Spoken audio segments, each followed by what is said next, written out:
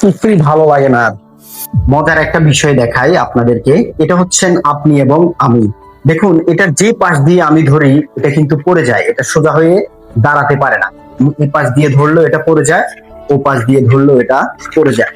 তো আমরা যখন পড়াশোনা শেষ করে নতুন চাকরির জন্য অ্যাপ্লাই করি, চাকরি হচ্ছে না, তখন আমি হতাশ হয়ে যাই। ধীরে ধীরে এটা আমাকে চেপে ধরে। যখন আমি চাকরি পেয়েছি, স্যালারি কম, কিন্তু বাজার করতে গেলে আমার স্যালারি এনাফ হয় না, ফ্যামিলির বার বহন করতে পারি। ধীরে ধীরে আমি হতাশ হয়ে যাই। কোনো কারণে আমার চাকরি চলে যায়, আমি হতাশ হয়ে যাই। বা চাকরি পেয়েছি কিন্তু যাদের সাথে আমি চাকরি করি ওখানে আমার বিভিন্ন প্রবলেম হচ্ছে, যার জন্য আমি ধীরে ধীরে হতাশ হয়ে যাই।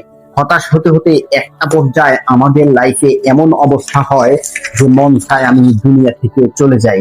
জীবন আপনাকে ঠিক এইভাবেই চেপে ধরে, কিন্তু এই জায়গাতে বেশিরভাগ মানুষ হাল ছেড়ে দেয়।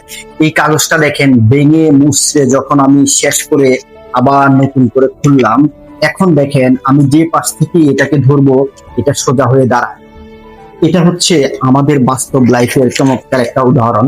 দেখুন, এখন আমি যে পাশ থেকে ধরি এই কাগজটা কিন্তু খুব সোজা হয়ে দাঁড়িয়ে থাকে। সো এটার কারণ হচ্ছে জীবনও আপনাকে এই জন্য প্রেসার দেয় যাতে আপনি আসলে তৈরি হতে পারেন। জীবন আপনাকে ভেঙে চুরে যখন চুরমার করে দিতে চাইবে, তার পরবর্তীতে আপনি মনে করবেন যে আপনার ভিতরের যে রিয়েল ভার্সন আছে এটা বেরিয়ে আসে।